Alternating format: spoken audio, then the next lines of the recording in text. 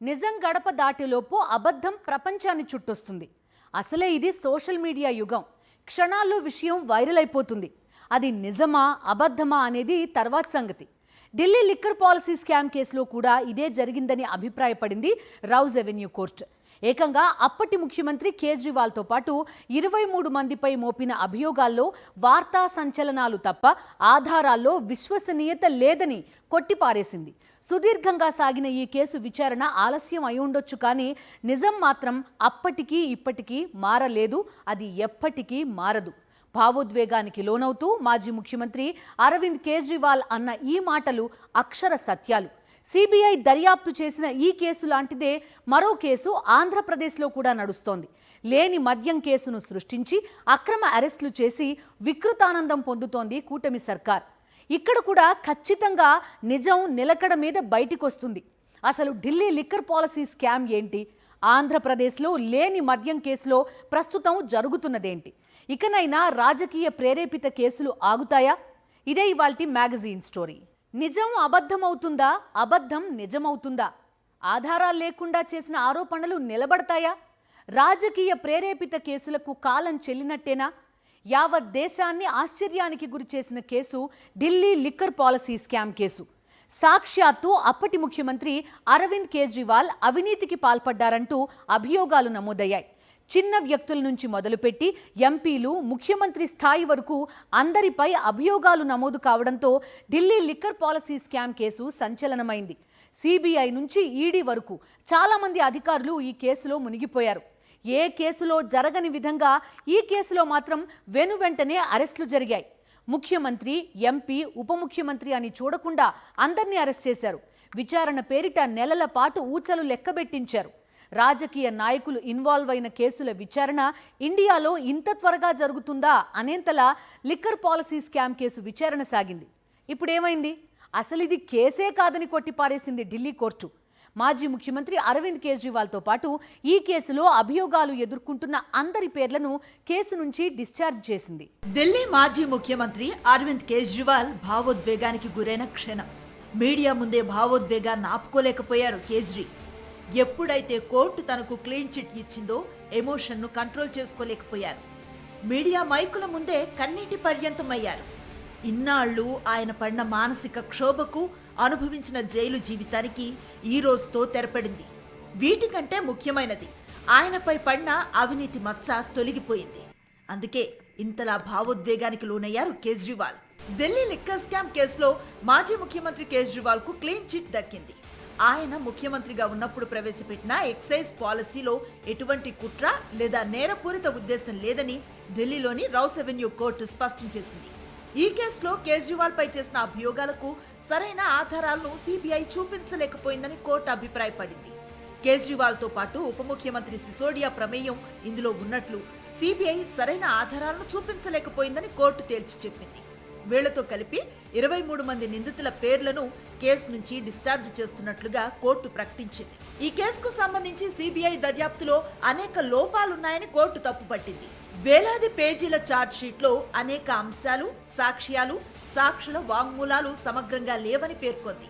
Charge sheet లో తప్పుదారి పట్టించే వ్యాఖ్యానాలున్నాయన్న న్యాయమూర్తి మనీష్ సిసోడియాపై ప్రాథమిక స్థాయిలో కూడా కేసు నిలబడేంతలా సరైన ఆధారాలను సిబిఐ సమర్పించలేకపోయిందని ఆక్షేపించారు. ఇటు కేజ్రీవాల్ ను కూడా సరైన ఆధారాలు లేకుండా కేసులో ఇరికించారని మండిపడ్డారు. రాజ్యాంగపరమైన ఉన్నత పదవిలో ఉన్న వ్యక్తిపై సరైన ఆధారాలు లేకుండా ఆరోపణలు మోపటం చట్టపరమైన ప్రమాణాలకు విరుద్ధమని కోర్టు తెలిపింది. మౌలిక ఆధారాలు లేకుండా కుట్రలో ఆయన ప్రమేయం ఉందని నిర్ధారించడం సాధ్యం కాదని తేల్చి చెప్పింది. मैंने केवल अपनी जिंदगी में ईमानदारी कमाई है. इन्होंने झूठा केस लगाया और आज ये साबित हो गया. कोर्ट ने कहा है कि केजरीवाल कट्टर ईमानदार है, मनीष सिसोदिया कट्टर ईमानदार है, आम आदमी पार्टी कट्टर ईमानदार है. కోర్టు తీర్పుతో కేజ్రీ తీవ్ర భావోద్వేగానికి లోనయ్యారు. మీడియా ముందు కన్నీటి పర్యంతమయ్యారు. తాను అవినీతి పరుణ్ణి కాదన్నారు. కేజ్రీవాల్, సిసోడియా నిజాయితీ పరులని కోర్టు తేల్చిందంటూ ఉద్వేగంగా మాట్లాడారు. ప్రధాని మోదీ, కేంద్ర హోంమంత్రి అమిత్ షా భారీ రాజకీయ కుట్ర చేశారని, తప్పుడు కేసుతో తమపై బురద చల్లి జైలుకు పంపారని చెప్పారు.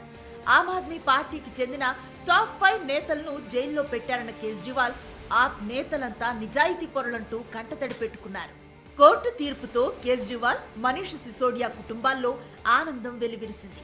కుటుంబ సభ్యులంతా ఎంతో సంతోషంగా కనిపించారు. ఈ రోజు కోసం ఏళ్లుగా ఎదురు చూశామని చెప్పుకొచ్చారు కుటుంబ సభ్యులు. ఇది కేసుకు సంబంధించిన విషయం కాదని, తమ నిజాయితీకి సంబంధించిన అంశమని అంతా చెప్తున్నారు. అటు కేసులో A1 గా పేర్కొన్న కుల్దీప్ సింగ్ పై కూడా సరైన ఆధారాలు చూపించలేకపోయారంటూ సిబిఐపై మండిపడింది కోర్టు. సరైన సాక్ష్యాలు లేకుండానే కుల్దీప్ ను A1 గా ఎలా చేర్చారని ప్రశ్నించింది. ఈ కేసులో మనీష్ సిసోడియా తరపున అడ్వకేట్లు రెబెకా జాన్, వివేక్ జైన్ హాజరయ్యారు. అటు కేజ్రీవాల్ తరపున సీనియర్ అడ్వకేట్లు హరిహరన్, ముదిత్ జైన్ వాదనలు వినిపించారు. వీళ్ల వాదనలతో కోర్టు పూర్తిగా ఏకీభవించింది. ఇక ఇదే కేసులో తెలంగాణ జాగృతి అధ్యక్షురాలు, మాజీ ఎంపీ కల్వకుంట్ల కవితకు కూడా క్లీన్ చిట్ దక్కింది. ఆరోపణలు ఎదుర్కొంటున్న నిందితుల జాబితాలో కవిత పేరు కూడా ఉన్న విషయం తెలిసిందే. ఇదే కేసుకు సంబంధించి ఆమె జైలుకు కూడా వెళ్లొచ్చారు. రాజకీయ కక్ష సాధింపు చర్యల్లో భాగంగానే తనపై ఈ కేసు పెట్టారని ఆమె మొదటి నుంచి చెప్తూ వస్తున్నారు. ఎట్టకేలకు సత్యమే గెలిచిందని అభిప్రాయపడ్డారు. 5.5 ఏళ్లు తనకు, తన కుటుంబానికి అండగా నిలిచిన వాళ్ళందరికీ ధన్యవాదాలు తెలిపారు కవిత. న్యాయ వ్యవస్థపై ఉన్న పూర్తి నమ్మకంతో కడిగిన ముత్యంలా ఈ కేసు నుంచి బయటకు వస్తానని అప్పుడే చెప్పారని, ఇప్పుడది నిజమైందని అన్నారు.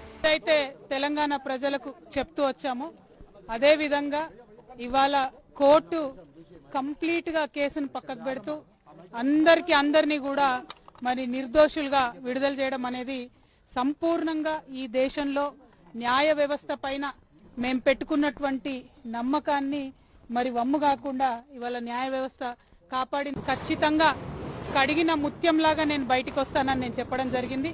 మరి అదే విధంగా ఇవాళ రావడం జరిగింది. దేశ రాజధాని ఢిల్లీలో 2021-22కు సంబంధించిన మద్యం అమ్మకాల కోసం కొత్త పాలసీ రూపొందించడంలో అవినీతి జరిగిందని సిబిఐ ఆరోపించింది. అప్పటి ఢిల్లీ లెఫ్టినెంట్ గవర్నర్ వినయ్ కుమార్ సక్సేనా సిఫార్సుతో రంగంలోకి దిగిన సిబిఐ అప్పటి CM Kejriwal, deputy CM Sisodia, కవితలపై కేసులు నమోదు చేసింది. అనుబంధంగా మరికొన్ని కేసులు కూడా నమోదయ్యాయి. ఒక దశలో ఈడీ కూడా కేజ్రీవాల్ పై మనీ లాండరింగ్ కు సంబంధించి కేసు నమోదు చేసింది. దీంతో ప్రతి ఒక్కరూ జైలుకు వెళ్లాల్సి వచ్చింది. అలా దేశవ్యాప్తంగా సంచలనాన్ని సృష్టించిన ఈ కేసు కోర్టు ఇచ్చిన తాజా తీర్పుతో ఓ కొలిక్కి వచ్చినట్లయింది. ఆమ్ ఆద్మీ పార్టీ అవినీతి వ్యతిరేక ఉద్యమం నుంచి ఆవిర్భవించిన పార్టీ, అవినీతిని చీపురుతో తుడిచిపెట్టి అధికారంలోకి వచ్చిన పార్టీ. అలాంటి పార్టీకి అవినీతి మరక అంటించింది Delhi liquor policy scam case. అవినీతి వ్యతిరేక ఉద్యమం నుంచి ఆవిర్భవించిన పార్టీ అవినీతి ఆరోపణల్లో కూరుకుపోయింది. ఖట్టర్ ఇమాందార్ అని చెప్పుకునే అరవింద్ కేజ్రీవాల్ని అవినీతి పరుడు అని ఆరోపించింది ఈ కేసు. దేశ రాజధాని ఢిల్లీలో హ్యాట్రిక్ విజయాలతో దూసుకెళ్లిన ఆమ్ ఆద్మీ పార్టీని 2025 అసెంబ్లీ ఎన్నికల్లో 22 సీట్లకు పరిమితమయ్యేలా చేసింది ఈ కేసు. 3 సార్లు ఢిల్లీ ముఖ్యమంత్రిగా బాధ్యతలు చేపట్టిన కేజ్రీవాల్ కనీసం ఎమ్మెల్యేగా కూడా గెలవలేకపోయారంటే ఆయన పొలిటికల్ కెరీర్ని ఈ కేసు ఎంతలా ప్రభావితం చేసిందో అర్థం చేసుకోవచ్చు. అలాంటి కేసు నుంచి కేజ్రీవాల్తో పాటు ఆయన టీంకి ఊరట దక్కింది. వారికి క్లీన్ చిట్ లభించింది. ఇంతకీ ఈ కేసు ఏంటి? ఎప్పుడు మొదలైంది?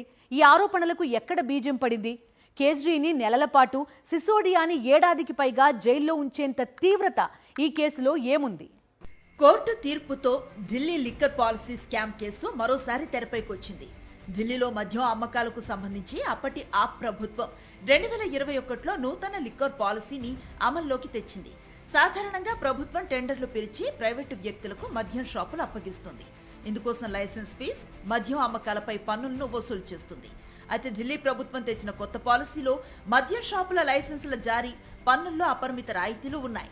ఉదాహరణకు పాత విధానంలో 750 మిల్లీలీటర్ల మద్యం బాటిల్ హోల్సేల్ ధర 166 రూపాయలైతే కొత్త విధానంలో 188 రూపాయలకు పెంచారు.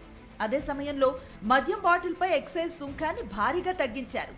అదేవిధంగా వ్యాట్ను కూడా అమాంతం తగ్గించారు.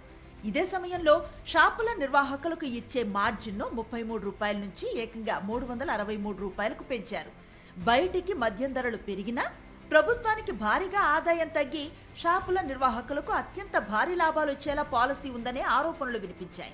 దీనికి తోడు మద్యం హోమ్ డెలివరీ, తెల్లవారుజామున 3 గంటల దాకా షాపులు తెరిచిపెట్టుకునే వెసులుబాటును అప్పటి ఢిల్లీ ప్రభుత్వం కల్పించింది.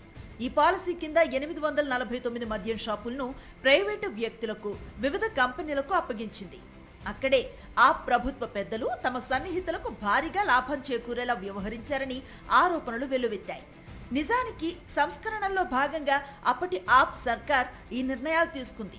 లిక్కర్లో రిటైల్ రంగాన్ని తొలగించి పెద్ద ప్రైవేటు సంస్థలకు భాగస్వామ్యం కల్పించడంపై ఈ విధానం దృష్టి పెట్టింది. అలా కొత్త పాలసీ ద్వారా ప్రభుత్వ ఆదాయం 9,500 కోట్ల రూపాయలు పెరిగింది. ఢిల్లీ కొత్త మద్యం విధానం 2021 నవంబర్ నుంచి అమల్లోకి వచ్చింది. ప్రైవేటు సంస్థలకు మద్యం అమ్మే పద్ధతి ప్రారంభించడంతో పాటు మద్యం మాఫియాను నియంత్రించడం, ప్రభుత్వానికి ఆదాయం పెంచడం, మద్యం వినియోగదారుల సమస్యలను పరిష్కరించడం లక్ష్యంగా ఈ పాలసీని రూపొందించినట్లుగా అప్పటి సర్కార్ ప్రకటించుకుంది.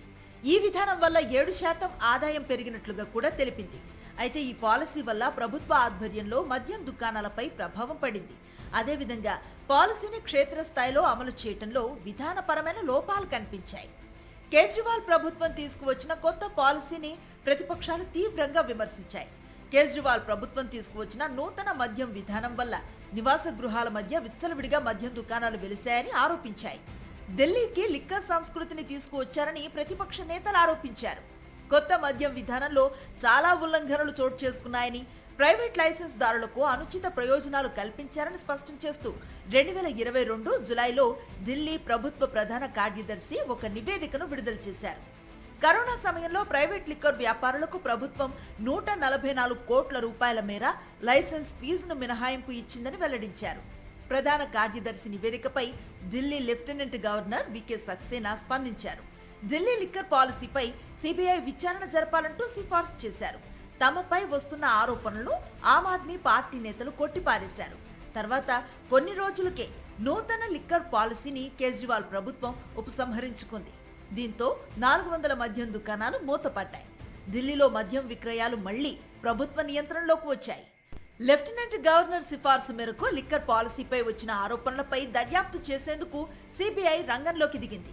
2022 ఆగస్టులో అప్పటి ఢిల్లీ ఉప ముఖ్యమంత్రి, ఆమ్ ఆద్మీ పార్టీ సీనియర్ నేత మనీష్ సిసోడియా నివాసంతో పాటు 31 ప్రాంతాల్లో సోదాలు నిర్వహించింది. అయితే ఈ సోదాల్లో సిబిఐకి ఎలాంటి ఆధారాలు దొరకలేదని మనీష్ సిసోడియా చెప్పారు. తమ పార్టీని అప్రతిష్ట పాలు చేయడానికే బీజేపీ పెద్దలు కుట్రలు చేస్తున్నారని ఆరోపించారు. ఢిల్లీ మద్యం కుంభకోణంలో మనీ లాండరింగ్ కూడా జరిగినట్లుగా ఈడీ గుర్తించింది. మనీష్ సిసోడియాతో పాటు మరో 14 మందిపై సిబిఐ నమోదు చేసిన ఎఫ్ఐఆర్ ఆధారంగా ఈడీ సైతం కేసు నమోదు చేసింది. అలా ఇటు ఈడీ, అటు సిబిఐ ఏకకాలంలో దర్యాప్తును మొదలుపెట్టాయి. 2022 మే 30న ఆప్కు చెందిన కీలక నేత సత్యేంద్ర కుమార్ జైన్ను అరెస్టు చేశారు. ఇక మనీష్ సిసోడియాను 2023 ఫిబ్రవరి 26న అరెస్ట్ చేశారు. 2024 మార్చి 15న కవిత అరెస్టు కాగా, అదే ఏడాది మార్చి 21న అరవింద్ కేజ్రీవాల్ కూడా అరెస్ట్ అయ్యారు. వీళ్లంతా జైలు జీవితం గడిపి ఆ తర్వాత బెయిల్ పై బయటకు వచ్చారు. అప్పటి నుంచి దశల వారీగా ఈ కేసుపై విచారణ కొనసాగుతూనే ఉంది. మధ్య మధ్యలో ఎప్పటికప్పుడు ఢిల్లీ, తెలంగాణ నేతల నివాసాలపై ఐటీ సోదాలు జరుగుతూనే ఉన్నాయి. ఇలా పూర్తి స్థాయిలో విచారణ జరిపి 2022 నవంబర్లో తొలి ఛార్జ్ షీట్ ను దాఖలు చేసింది సిబిఐ. 10,000 పేజీలకు పైగా ఉన్న ఈ ఛార్జ్ షీట్ పై కోర్టులో విచారణ మొదలైంది. అయితే ఇన్ని వేల పేజీలు పొందుపరిచినప్పటికీ తొలి ఛార్జ్ షీట్ లో మనీష్ సిసోడియా పేరు లేదు. ఇక 2023 ఏప్రిల్లో సప్లిమెంటరీ ఛార్జ్ షీట్ ను వేసింది సిబిఐ. ఈసారి ఏకంగా 23 మందిపై అభియోగాలు మోపింది. ఈ సప్లిమెంటరీ ఛార్జ్ షీట్ లోనే పూర్తి స్థాయిలో ఆధారాలను ప్రవేశపెట్టింది.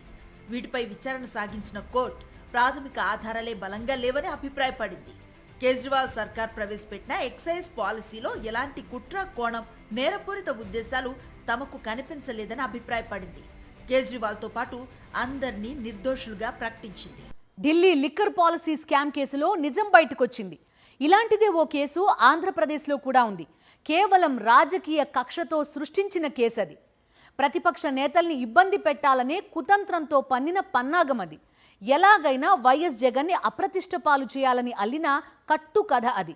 ఓవైపు బెల్ట్ షాపులకు బార్లా డోర్లు తెరిచిన కూటమి సర్కార్, మరోవైపు లేని మద్యం కుంభకోణాన్ని తెరపైకి తెచ్చి రెడ్ బుక్ రాజ్యాంగాన్ని అమలు చేస్తూ అక్రమ అరెస్టులకు పాల్పడుతోంది. ఈ కేసుకు సంబంధించి ఎల్లో మీడియాతో చంద్రబాబు చెప్పించిన అబద్ధాల పుట్ట పగిలే రోజు దగ్గరలో ఉంది. కాస్త ఆలస్యమైనప్పటికీ ఎప్పటికైనా నిజానిదే గెలుపు, న్యాయమే నిలబడుతుంది. ఈ విషయాన్ని కూటమి నేతలు ఇప్పటికిప్పుడు అంగీకరించకపోవచ్చు. వైఎస్ జగన్ నిజాయితీని వాళ్ళు ఒప్పుకోకపోవచ్చు. కానీ చట్టం తన పని తాను చేస్తుంది. చేత్తో రెడ్ బుక్ పట్టుకొని మరీ అధికారంలోకి వచ్చారు చంద్రబాబు. వైఎస్ఆర్సీపీ నేతలపై కక్ష తీర్చుకుంటామని బాబు, లోకేష్ బాహాటంగానే చెప్పారు. అయితే అలా చేయాలంటే ఏదో ఒక సాకు దొరకాలి. అలా దొరక్కపోతే ఏదో ఒకటి క్రియేట్ చేయాలి. ఇలాంటి క్రియేటివిటీలో బాబు అండ్ కో ఎప్పుడో ఆరితేరింది. అందుకే ఎంచక్క సిట్తో కూర్చొని ఓ బేతాల కథను అల్లేశారు. దాని పేరు మద్యం స్కామ్. ఇదెక్కడ పుట్టింది, ఎవరు చేశారు లాంటి ప్రశ్నల్ని ఇప్పుడు కొత్తగా అమాయకంగా అడగద్దు. ఎందుకంటే వాటికి సిట్ కూడా సమాధానం చెప్పలేదు. చంద్రబాబు సిట్ అంటే కూర్చోవటం మాత్రమే ఈ సిట్కు తెలుసు. వీలైనంత ఎక్కువ కాలం రాజకీయ ప్రత్యర్థులను జైల్లో ఉంచాలనే సింగిల్ పాయింట్ ఎజెండాకు మద్దతుగా చంద్రబాబు పెట్టుకున్న పేరు మద్యం స్కామ్.